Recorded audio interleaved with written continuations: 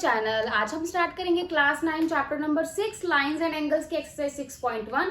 Last दोनों videos में हमने इंट्रोडक्शन पार्ट के दोनों पार्ट खत्म किए थे। इंट्रोडक्शन वीडियो में मैंने आपको बेसिक टर्म्स और चैप्टर से रिलेटेड कुछ टर्म्स जो थी वो बताई थी। आई होप आपने दोनों वीडियोस को अच्छे से देखी होंगी, आपको समझ आई होंगी, क्योंकि उस चैप्टर के बारे इस चैप्टर को करने से पहले हमें उन टर्म्स के बारे में क्लियर होना जरूरी है, तभी इस चैप्टर को हम लोग इजिली कर पाएंगे। ठीक है, चलिए स्टार्ट करते हैं। Question number 1, in figure 6.13 lines AB and CD intersect at O। AB and CD दोनों आपस में इंटरसेक्ट कर रही हैं, कहां पर? O पर। If AOC plus BOE, AOC plus BOE क्या है? 70 डिग्री। मैं आपको अलग से मार्क करके बता रही हूँ, ये वाला एंगल AOC एंड BOE, इन दोनों का अगर सम कर रहे हैं तो एंगल कितना आ रहा है? 70 डिग्री। एंड एंगल BOD, ये वाला एंगल जो है BOD, ये कितना दे रखा है मुझे? 40 डिग्री। हमें क्या फाइंड करना है? BOE and reflex of COE। BOE find करना है। BOE मतलब इन दोनों का हमें सम दे रखा है, तो इसकी इंडिविजुअल वैल्यू क्या होगी BOE की, वो फाइंड करनी है। और COE का हमें क्या करना है? रिफ्लेक्स फाइंड करना है। रिफ्लेक्स फाइंड करने के लिए पहले हमें COE एंगल फाइंड करना पड़ेगा, देन हम लोग क्या करेंगे? उसका रिफ्लेक्स फाइंड करेंगे। ठीक है, चलिए स्टार्ट करते हैं। ये कुछ बेसिक था इस क्वेश्चन का।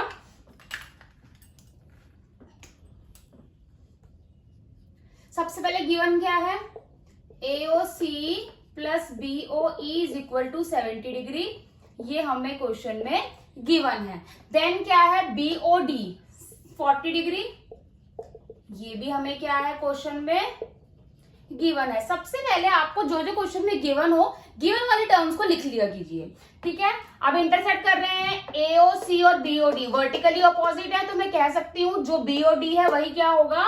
AOC। तो यहां मैं लिख सकती हूँ AOC equal BOD, vertically opposite angle. तो AOC भी कितना होगा मेरा? 40 डिग्री। AOC आ गया 40 डिग्री, दोनों का सम गिवन था। पूरे में से अगर मैं AOC को माइनस कर दूंगी तो BOE की वैल्यू आ जाएगी मेरे पास ऑब्वियसली। चलिए करते हैं। AOC plus BOE is equal to 180 degree. AOC कितना आ गया? 40 degree. BOE is equal to 180 degree, sorry 70 degree. इन दोनों का सम 70 डिग्री था। BOE is equal to 70 minus 40 degree. BOE कितना आ गया मेरा? 30 डिग्री। क्वेश्चन में हमें BOE फाइंड करना था, BOE हमारा निकल गया। एंड देन हमें क्या निकालना है? Reflex of COE। Reflex of COE निकालने के लिए हमें क्या फाइंड करना होगा? सबसे पहले COE एंगल, ये वाला एंगल हमें फाइंड करना होगा। ये वाला एंगल फाइंड करने के लिए क्या कर सकती हूँ मैं? ये पूरी एक लाइन है, इसके ऊपर ये सारे एंगल बन रहे हैं, लीनियर पेयर है ये तीनों एंगल किसके इक्वल होंगे? 180 के इक्वल होंगे। मैं तीनों को क्या कर लेती हूँ? इक्वल में रख लेती हूँ। AOC plus COE plus BOE equal में 180 डिग्री। रीजन क्या होगा इसका?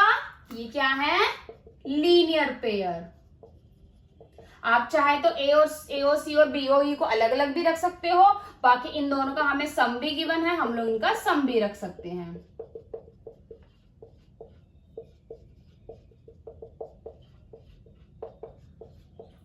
एंगल COE कितना आ गया? 110 डिग्री। अब हमें क्या निकालना है? Reflex of COE।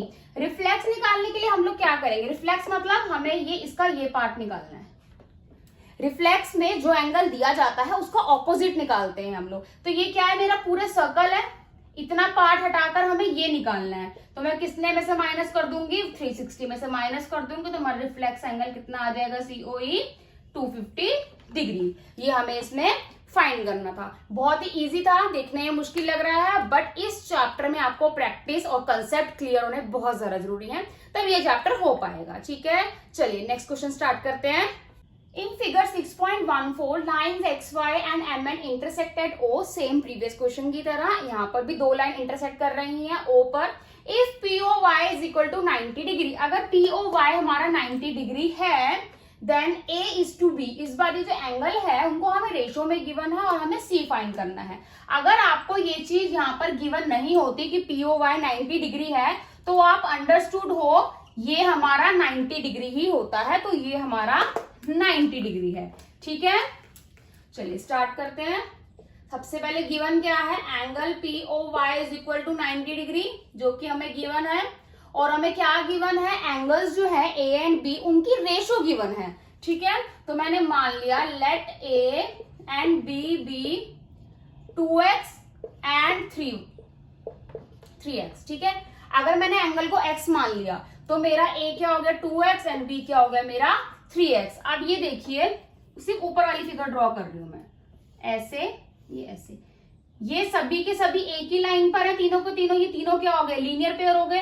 तो मैं यहाँ पर लिख सकती हूँ angle A plus angle B plus 90 degree is equal to 180 degree. A क्या है मेरा 2x, B मेरा 3x इज इक्वल टू 180, ये प्लस में है 90, वहां जाके माइनस, ये क्या आ गया मेरा 5x, 180 माइनस 90 90, कैंसिल हो जाएगा, कितना आएगा 18 डिग्री। अब मैं क्या कर सकती हूँ, 2 को 18 से मल्टीप्लाई करूंगी तो मेरे पास A की वैल्यू आ जाएगी, और अगर मैं 3 को 18 से मल्टीप्लाई करूंगी तो मेरे पास B की वैल्यू आ जाएगी। और हमें फाइंड अब क्या करना है, ये तो हमें इस क्वेश्चन को सॉल्व करने के लिए करना ही करना था। अब एक्चुअल में क्या फाइंड करना है हमें, C फाइंड करते हैं। अब आप ये देखिए C कुछ ऐसे बन रहा है, ऐसे करके ये ऐसे, यहाँ पर B है और यहाँ पर ये C है, ये भी एक लीनियर पेयर है। अगर मैं बोलूं कि मैं B को 180 में से माइनस करूं तो मेरा C आ जाएगा, यस, क्योंकि B is also a linear pair. मैं यहाँ पर रीजन लिखना भूल गई थी, ये लीनियर पेयर है। सेम यहां भी करेंगे, angle B plus angle C is equal to 180 degree, reason linear pair. B क्या है मेरा 54 degree plus angle C is equal to 180 degree, angle C is equal to 180 minus 54, 180 minus 54 कितना होगा, 10 में से 4 गया 6, 126 डिग्री क्या आ गया मेरा C, जो कि निकालना बहुत ही इजी था।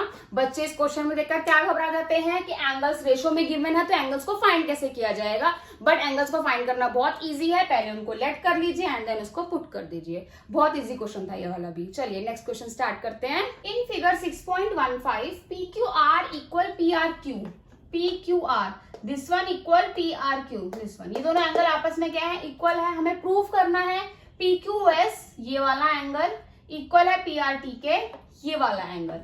ठीक है, सबसे पहले गिवन लिख लेते हैं। हमें क्वेश्चन में गिवन क्या है, PQR इक्वल PRQ, ये क्या है हमें क्वेश्चन में गिवन है। अब आप एक चीज देखिए, यहाँ पर PQR और PQS लीनियर पेयर है, तो मैं इसको लिख सकती हूं ऐसे, PQR plus angle PQS equal में 180 डिग्री। क्या है ये मेरे linear pair, also this is question number 1।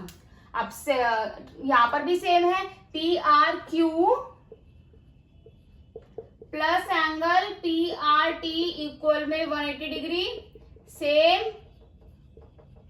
Linear pair, this is question number 2। From 1 and 2 दोनों की राइट हैंड साइड इक्वल है तो ऑब्वियसली इनकी लेफ्ट हैंड साइड भी इक्वल होगी।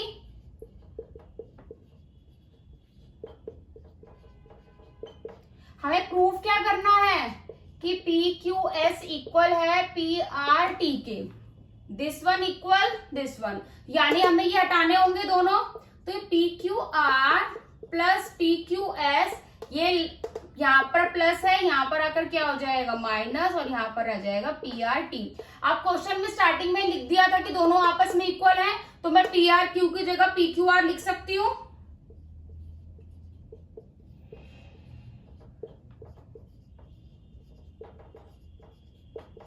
कैंसिल हो गया, और जो हमें प्रूफ करना था वो हमारा आ गया, PQS equal PRT, hence proof. ठीक है, बहुत ही इजी क्वेश्चन था ये वाला भी।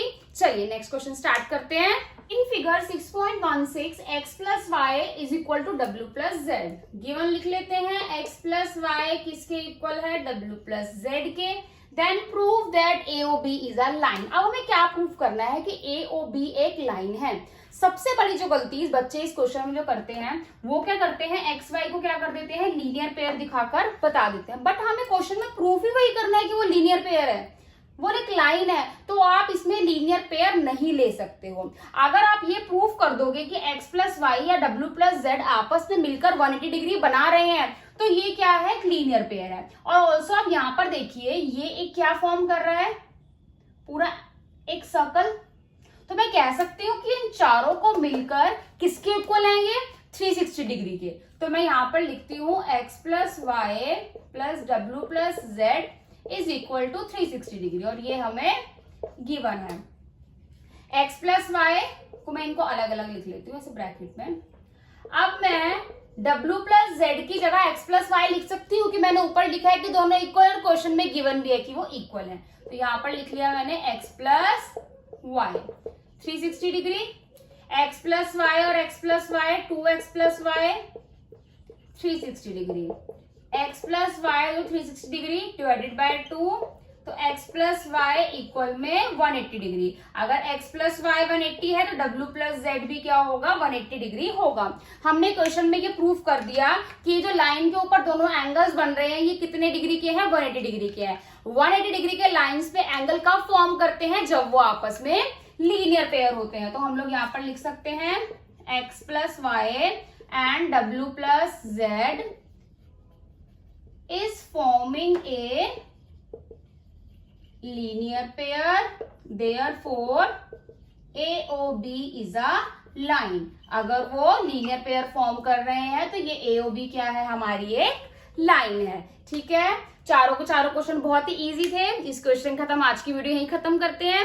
अगर आपको मेरी वीडियो पसंद आई हो तो मेरी वीडियो को लाइक शेयर कमेंट करना बिल्कुल भी ना भूलें, और अगर आप मेरे चैनल पर नए हैं तो मेरे चैनल को सब्सक्राइब करना बिल्कुल भी ना भूलिएगा, और मेरे आने वाले वीडियोस के लिए मेरे चैनल को सब्सक्राइब जरूर करिएगा एंड बेल आइकन जरूर दबाइएगा ताकि मेरी वीडियो की सबसे पहले नोटिफिकेशन आपको आए।